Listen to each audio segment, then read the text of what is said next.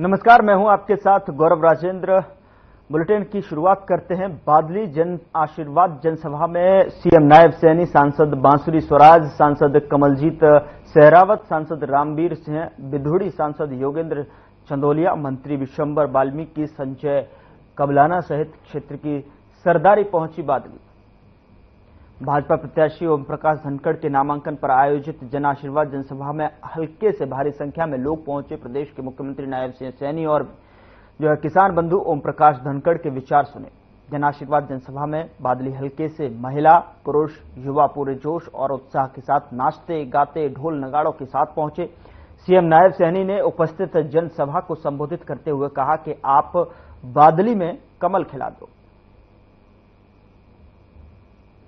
देखिए, आदरणीय धनखड़ जी आज बादली की सरदारी का आशीर्वाद लेकर के अपना नामांकन भरने के लिए जा रहे हैं और जो जोश जो उत्साह मैं बादली के अंदर देख रहा हूँ, वही जोश वही उत्साह मैं कालका के अंदर भी देखता हूँ, वही जोश वही उत्साह मैं नारनौल में भी देखता हूँ और वही जोश उत्साह सिरसा में भी देखता हूँ। लोगों ने मन बना लिया है हरियाणा प्रदेश के कि तीसरी बार भारतीय जनता पार्टी की सरकार बहुत बड़े माध्यम के साथ आएगी और यहाँ बादली से जो जोश उत्साह था मैं उसके ऊपर बोल सकता हूँ कि बादली में कमल का फूल खिला करके बादली के लोग चंडीगढ़ लेकर के आएंगे। मैं इनको बहुत बहुत बधाई देता हूँ। देखिए, वो आलू को 4 फुट का बता दिया, उन्हें विकास कहाँ दिखाई देगा। दीपेंद्र हुड्डा को एक आलू 4 फुट का, फिर विकास कहाँ दिखाई देगा? क्या विकास हो रहा है, क्या नहीं हो रहा? क्योंकि बौखला गए हैं और जब आप व्यक्ति बौखला जाता है, इनकी दुकान में सामान नहीं बचा, झूठ का सामान है, झूठ बोलते हैं और ये झूठ का पर्दाफाश हो चुका है। 8 तारीख को हरियाणा प्रदेश की जनता इनको सबक सिखाने का भाई फार्म भर दिया, बादली का ही भर दिया, बेरी का ही भर दिया और कप्तान साहब वहां भरने लग रहे। झाझर का दिनेश ने बादगड़ में भर दिया और तगड़े फार्म भरे गए हैं और खूब जनता का जोश आपने कवर करा है। मीडिया के साथियों का भी बहुत बहुत धन्यवाद करते हैं और जनता का आशीर्वाद और मीडिया का प्यार और वोटर का आशीर्वाद इस तरह आज निकल के आया है। ये कुनबा जो है, इसी तरह से इनका जोश और उत्साह प्यार हमको चुनाव में मिलेगा और इस बार झज्जर जिले की 4 सीट काटांगे। भाई साहब दीपेंद्र हर जब पहले फार्म भरना के तो झाझर आया करते, पहली बार दीपेंद्र को बादली मारना पड़ा और अपने सामने नारे सुनने पड़े। ये बादली में फार्म भरना ये विकास का लक्षण है। यहाँ तो उन्होंने पटवारी बैठा रखे थे केवल, ये एसडीएम साहब के सामने खड़े होकर जो फार्म भरना ये विकास नहीं दिखा। ये केएमपी पर काम ये विकास नहीं दिखा है, 152 डी पर जाए विकास नहीं दिखा है।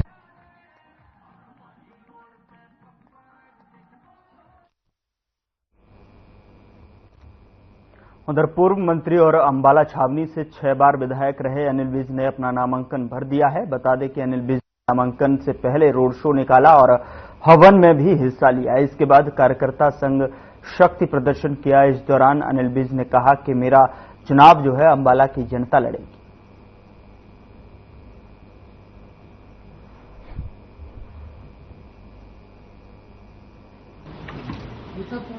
जय अंबाला छावनी की जनता बहुत समझदार और विवेक पूर्ण है। मेरे जैसे साधारण व्यक्ति को 6 बार उन्होंने यहां से विजयी कराया है और जिस प्रकार का आज नॉमिनेशन वाले दिन सारे अंबाला छावनी के लोगों में उत्साह देखने को मिला है, उससे इस बार भी पहले से कहीं ज्यादा मतों से अंबाला की जनता विजयी करवाएगी। किसको कम्पिटिटर मान रहे हो? जबकि कांग्रेस की लिस्ट अभी तक तो कोई आया ही नहीं। गुरुग्राम बादशाहपुर विधानसभा क्षेत्र से आम आदमी पार्टी के प्रत्याशी बीरू सरपंच ने अपना नामांकन दाखिल किया है। नामांकन से पहले बीरू सरपंच ने सराय अलावर्दी कम्युनिटी सेंटर में एक जनसभा आयोजित की, जिसमें हजारों की संख्या में लोग शामिल हुए। इस मौके पर पंजाब के परिवहन मंत्री ने नामांकन करने से पहले जनसभा को संबोधित किया और जनता से अपील की कि वो ईमानदार प्रत्याशी को चुनकर भेजें जो विधानसभा में आपके हितों की आवाज उठा सके, आपके क्षेत्र के लिए विकास के लिए लड़ सके।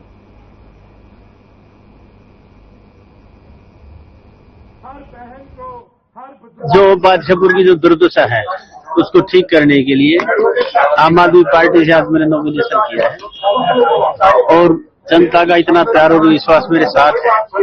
अगर आपने देखा होगा जो नॉमिनेशन के ऊपर जो हमने वहां जहाँ बैठक बुलाई थी वहाँ हजारों की संख्या में लोग पहुंचे थे और जीतने के बाद जितनी भी विधानसभा के अंदर जो दिखते हैं जैसे जल भराव की है, सीवर की है, प्रॉपर्टी आईडी की है, डेवलपमेंट चार्ज की है, क्या नाम अपना प्रॉपर्टी टैक्स की है गांव के अंदर, ये जितनी भी लड़ाई, जितनी हमने सामाजिक न्याय संगठन के झंडे की तरह जितने भी मुद्दे उठाए थे उन सारी लड़ाइयों को विधानसभा महिला को मैं तो पहले भी साथ लेके चलती थी और आगे भी साथ लेके चलूंगी, क्योंकि महिलाओं के बिना तो आगे बढ़ना मुश्किल ही हो जाता है, क्योंकि सबसे ज्यादा प्रॉब्लम महिलाओं को ही होती है।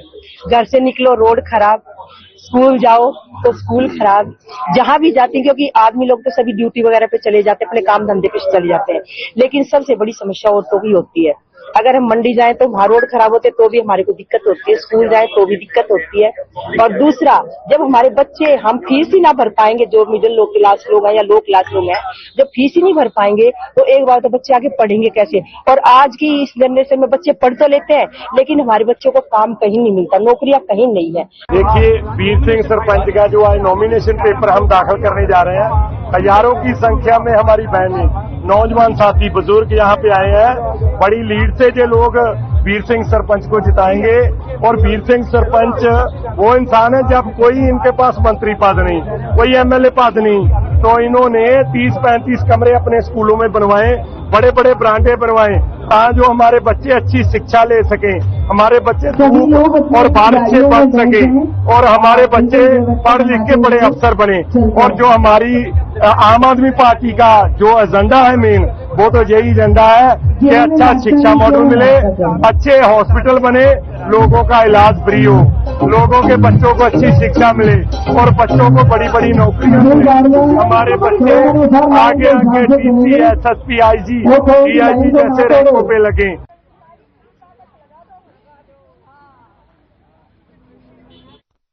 बहादुरगढ़ विधानसभा क्षेत्र से कांग्रेस प्रत्याशी राजेंद्र सिंह जून ने प्रदेश की बीजेपी सरकार पर जमकर निशाना साधा है।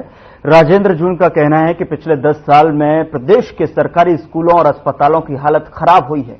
ना तो स्कूलों में अध्यापक हैं और ना ही अस्पतालों में डॉक्टर हैं। साथ ही उनका कहना है कि हुड्डा सरकार के 10 साल के कार्यकाल में बहुत सारे सरकारी अस्पताल बनाए गए थे और सरकारी स्कूलों की हालत सुधारने का काम किया गया था, लेकिन बीजेपी सरकार के शासनकाल में स्कूल और सरकारी अस्पतालों में व्यवस्था चरमरा गई है। उनका कहना है कि उन्हें बहादुरगढ़ की जनता का भरपूर सहयोग मिल रहा है। वह कनौदा, खैरपुर, कुलासी और लाडरावन गांव में गए थे, जहां के लोगों ने उनका जोरदार स्वागत किया।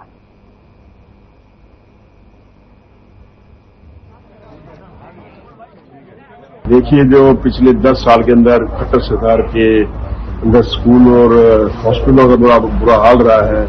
स्कूलों के अंदर टीचर नहीं है, अस्पतालों के अंदर डॉक्टर्स नहीं है। जो कि चौधरी भगत सिंह हुड्डा जी की सरकार थी, 10 साल टीचर्स भी थे, स्टूडेंट्स भी थे और जो हर स्कूल में, गांव के स्कूलों में, शहर के जितने गवर्नमेंट स्कूल है, सब में संख्या ही बहुत ज्यादा होती थी बच्चों की।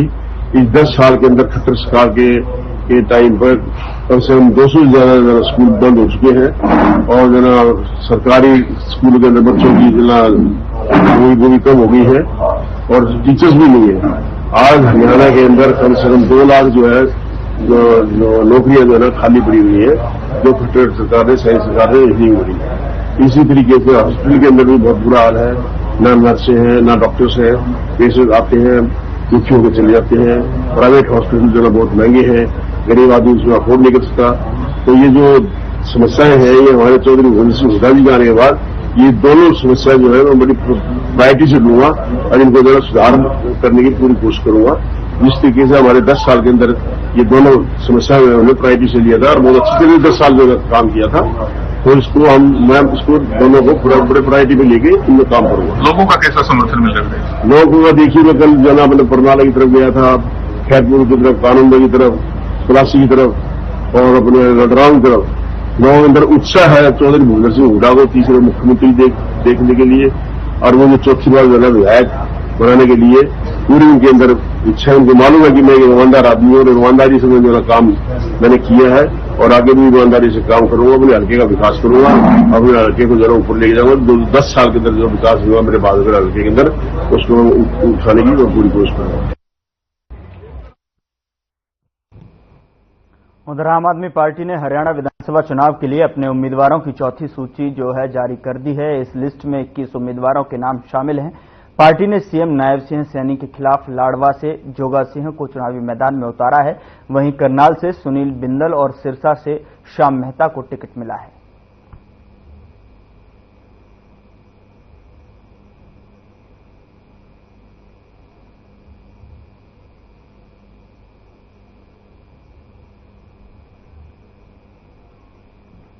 उधर 6 महीने से किसान आंदोलन के चलते बंद पड़े शंभू बॉर्डर को खोलने के लिए सुप्रीम कोर्ट द्वारा गठित कमेटी की आज बुधवार को चंडीगढ़ में पहली मीटिंग होने जा रही है। आपको बता दें कि इसमें पंजाब और हरियाणा के चीफ सेक्रेटरी और डीजीपी मौजूद रहेंगे। मीटिंग रिटायर्ड जस्टिस नवाब सिंह की अध्यक्षता में होगी। ये मीटिंग 3 बजे चंडीगढ़ में होगी। कमेटी की यह पहली मीटिंग है। तो किसानों के से मीटिंग करने समेत विभिन्न मुद्दों को लेकर रणनीति बनाई गई।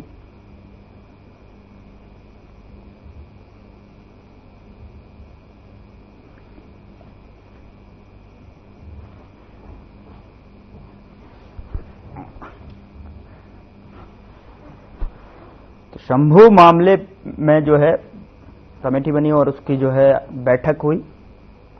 चंडीगढ़ से खबर बता रहे हैं, जहां पर रिटायर्ड जस्टिस की अध्यक्षता में ये मीटिंग हुई। चीफ सेक्रेटरी डीजीपी इस मीटिंग में मौजूद थे।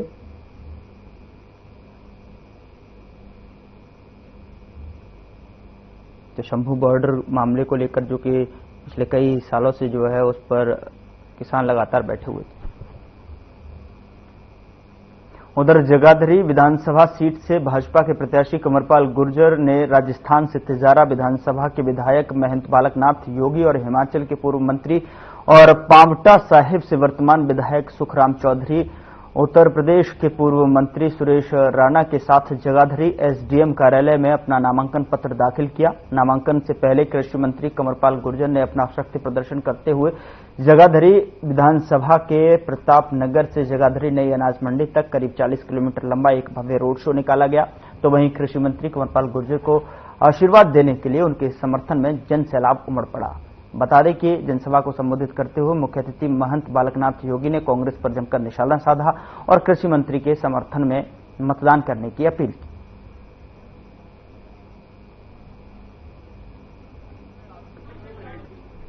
पहले तो मैं अपनी पार्टी का आभार व्यक्त करता हूँ, नेताओं का आभार व्यक्त करता हूँ कि उन्होंने मुझे कैंडिडेट के रूप में मेरा चुनाव किया। और उसके साथ ही मैं अपनी जनता का, अपने सभी कार्यकर्ताओं का आभार व्यक्त करता हूँ कि जिस प्रकार से मेहनत और लगन से काम किया, जिसके कारण पार्टी ने मेरे पर विश्वास है। और मैं यही कहना चाहता हूँ कि जो सबका साथ सबका विकास, हरियाणा एक हरियाणवी एक, कि जिस मिशन को लेकर हम चले और जो 10 साल में हमने काम किया, उसी के आधार पर हम चुनाव लड़ेंगे। हमने कांग्रेस के मुकाबले में 10 गुना से ज्यादा काम किया और जनता भी इस बात को स्वीकार करती है कि हमने ज्यादा काम किया है और निश्चित तौर से जनता का आशीर्वाद हमें प्राप्त होगा, ऐसा मैं मानता हूँ। हरियाणा के विकास का चुनाव है, हरियाणा को आगे ले जाने का चुनाव है और हरियाणा प्रदेश के साथ साथ देश को आगे ले जाने का चुनाव है। इसका युवा साथी, हमारे किसान माताएं बहनें, सब लोग अपने मिलकर देश को आगे बढ़ाना मोदी जी के नेतृत्व में। जगाधरी की अद्भुत है और आनंद स्थिति है। जगाधरी के अंदर जो विकास पिछले 5-10 वर्षों के अंदर हुए हैं और माननीय मंत्री जी का जो लोगों के प्रति सेवा का भाव है, न केवल जगाधरी की जनता, हम तो पूरे प्रदेश की जनता, पूरे उनसे जुड़े हुए दिल्ली एनसीआर के क्षेत्र के लोग हैं, सभी लोग मंत्री जी को चाहते हैं। अभी तो देखना आप इनके चुनाव में बाहर से कार्यकर्ता बंधु कितने की सेवा में आएंगे। सब लोगों का काम किया है, सब लोगों को प्रेम करके सब लोगों का सम्मान। उधर हरियाणा विधानसभा चुनाव को लेकर नामांकन पत्र भरने की प्रक्रिया जारी है। आज नारनौल विधानसभा क्षेत्र से भाजपा उम्मीदवार के तौर पर ओम प्रकाश यादव ने अपना नामांकन पत्र दाखिल किया। ओम प्रकाश यादव ने भाजपा के टिकट पर तीसरी बार अपना नामांकन भरा है। इसके बाद केंद्रीय राज्य मंत्री राव इंद्रजीत सिंह ने ओम प्रकाश यादव के समर्थकों को संबोधित किया और विश्वास दिलाया कि इस बार भी भाजपा की जीत होगी। अपना नामांकन पत्र दाखिल करने के बाद ओम प्रकाश यादव ने पत्रकारों से बातचीत करते हुए कहा कि उनके चुनावी मुद्दे विकास कार्य होंगे, क्योंकि 10 वर्षों में उन्होंने अपने क्षेत्र में अनेक विकास कार्य करवाए हैं, चाहे वह शिक्षा का क्षेत्र रहा हो या फिर बिजली, पानी और सड़क व्यवस्था। उनके इस बार मुद्दे भी विकास कार्य ही रहे।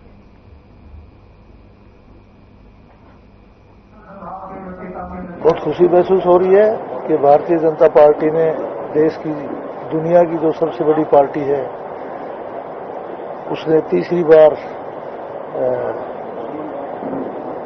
मेरे जैसे व्यक्ति पर विश्वास जताया, तो इसके लिए मुझे बड़ी खुशी है। योजनाएं क्या है?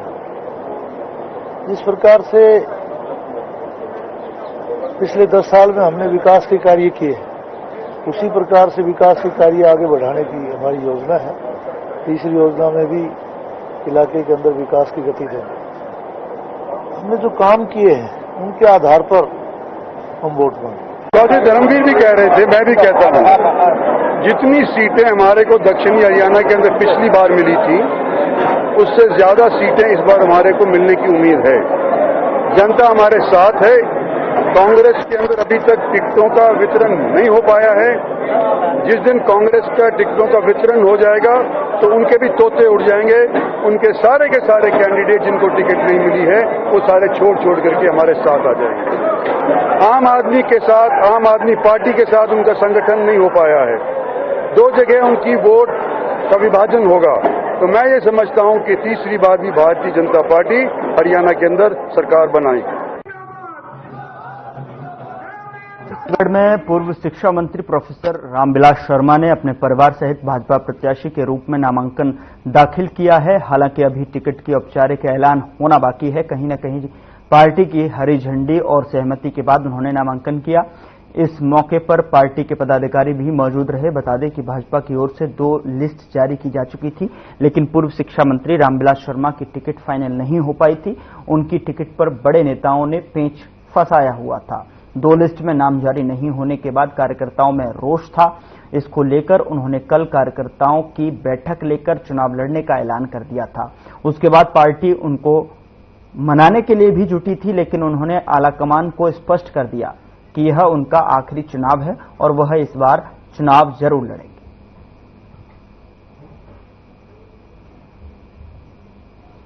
आज हमने महेंद्रगढ़ विधानसभा से भारतीय जनता पार्टी के जिले की प्रांत के टोली प्रदेश कार्य समिति के सदस्य देवेंद्र यादव, सुधीर दीवान, कप्तान राजेंद्र सिंह लांबा, जिला के महामंत्री अमित मिश्रा, जिला के उपाध्यक्ष अमित भारद्वाज, जिला के मंत्री मुकेश शर्मा, महेंद्रगढ़ विधानसभा के 5 मंडल अध्यक्ष सतवीर सिंह भैरव, अशोक शेखावत, दिनेश यादव, विवेक खैरवाल, कुलदीप शर्मा, 5 मंडल अध्यक्ष जिला की पूरी टीम ने आज उम्मीदवार के नाते हमने नामांकन भरा है।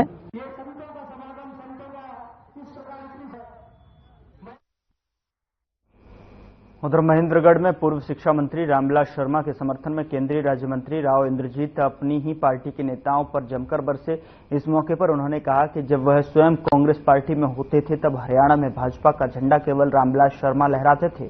उन्होंने कहा कि पार्टी टिकट दे या न दे, लेकिन किसी को बेइज्जत करना किसी को अधिकार नहीं है। उन्होंने कहा कि वे रामविलास शर्मा के टिकट के लिए आज भी प्रयासरत हैं। इस मौके पर भिवानी महेंद्रगढ़ सांसद चौधरी धर्मवीर सिंह ने भी पार्टी नेताओं पर अपनी भड़ास निकाली। उन्होंने कहा कि जिनके नाम पर यह मोहर लगनी चाहिए और पार्टी हरियाणा में बनी है, उनकी टिकट में इतनी देरी यह समझ से परे है।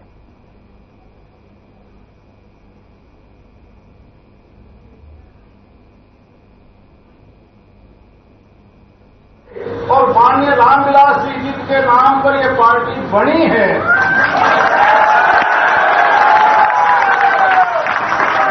और केवल उम्मीद नहीं बल्कि आप पर हमारे को पूरा विश्वास है कि इनके नेतृत्व में इसी प्रकार से पार्टी आगे बढ़ेगी। कुछ एक चीजों को लेकर हमें भी बहुत अफसोस है। अखबार में एक चीज आई, जानबूझ करके नहीं ले रहा, क्योंकि मुझे इस बात का अफसोस है कि जिस व्यक्ति को जब मैं कांग्रेस के अंदर भी था उस टाइम भारतीय जनता पार्टी का झंडा लहराने वाला हरियाणा के अंदर केवल एक नाम था और उसका नाम रामविलास शर्मा।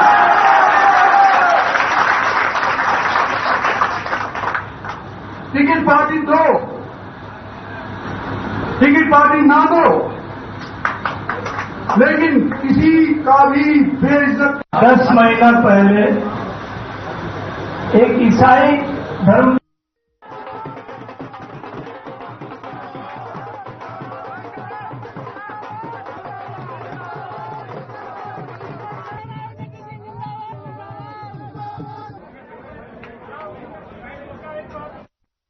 शर्मा की टिकट लगातार प्रयासरत है बेइज्जत, और इस बीच जो है उन्होंने जनसभा को संबोधित करते हुए भी यहां पर समर्थकों की भीड़ एकत्रित हुई और रामविलास शर्मा ने कहा कि पार्टी को किसी की बेइज्जती करने का कोई अधिकार नहीं है।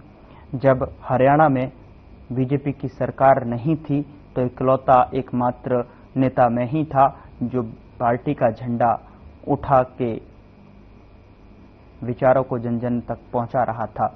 तो ये रामविलास शर्मा की टिकट जो है प्रयासरत है। मंत्रियों ने कहा है इनकी टिकट को लेकर जो है लगातार पेच फंसा हुआ।